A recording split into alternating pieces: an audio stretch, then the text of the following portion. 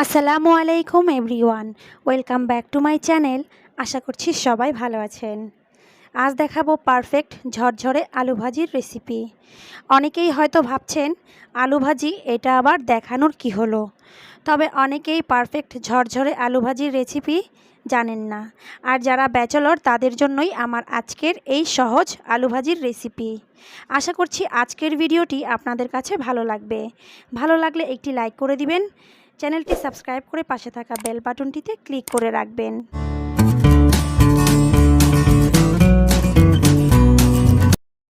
আলু ভাজির জন্য আমি কিছু আলু বটি দিয়ে এরকম কুচি কুচি করে কেটে নিয়েছি। আপনারা চাইলে গ্রেটার দিয়েও গ্রেট করে নিতে পারেন।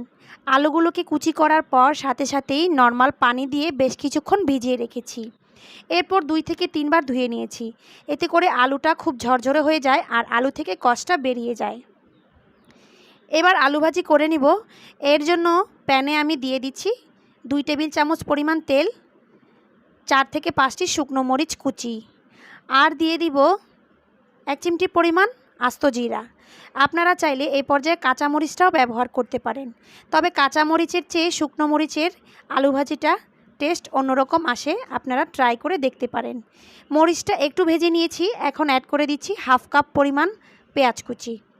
পেঁয়াজটাকেও আমি একটু নরম করে ভেজে নিচ্ছি, খুব বেশি ভাজবো না, এতে করে আলু ভাজির কালারটা নষ্ট হয়ে যাবে। পেঁয়াজটা একটু নরম করে ভেজে নিয়েছি, এখন অ্যাড করে দিচ্ছি কুচো করে রাখা আলু। আলুগুলো দিয়ে দিয়েছি, এখন দিয়ে দিচ্ছি স্বাদ মতো লবণ, সামান্য 1 চিমটি পরিমাণ হলুদের গুঁড়ো। খুব বেশি হলুদের গুঁড়ো ব্যবহার করবেন না, এতে করে আলু ভাজি থেকে হলুদের একটা গন্ধ আসবে, খেতে ভালো লাগবে না। সামান্য পরিমাণ হলুদ দিয়ে আমি সুন্দর একটা কালার তৈরি করে নিয়েছি। আলু ভাজিটাকে আমি সব কিছু মিশিয়ে দিয়েছি। এবার ঢাকনা দিয়ে ঢেকে লো হিটে 10 মিনিট রান্না করে নিচ্ছি। 10 মিনিট পর ঢাকনাটা তুলে নিয়েছি। আলু ভাজিটা অনেকটাই সেদ্ধ হয়ে এসেছে। খুব মিহি করে কুচি করার কারণে আলু ভাজিটা ঝটপট তৈরি হয়ে গেছে।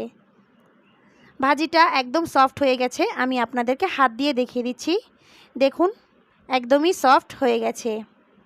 আমি এইভাবেই আরও 1 মিনিট রান্না করে নিচ্ছি, এতে করে আলু ভাজিটা আরেকটু ভাজা ভাজা হবে। আরও 1 মিনিট সময় নিয়ে আমি আলুটাকে একটু ভেজে নিয়েছি। এখন অ্যাড করে দিচ্ছি সামান্য কিছু ধনেপাতা কুচি। ধনেপাতা কুচিটাকেও আমি আলু ভাজির সাথে একটু মিশিয়ে দিচ্ছি। আলু ভাজিটা কমপ্লিট, ভীষণ ঝরঝরে আর পারফেক্টলি তৈরি হয়ে গেছে। দেখুন কত সহজেই তৈরি হয়ে গেল আলু ভাজি।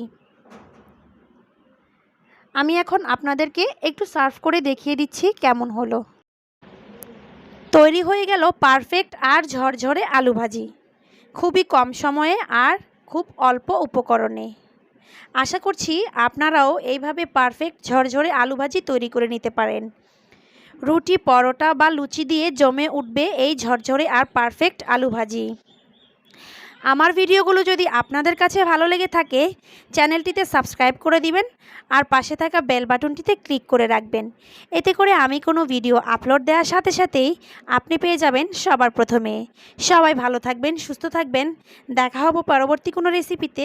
আজ বিদায় নিচ্ছি, আল্লাহ হাফেজ।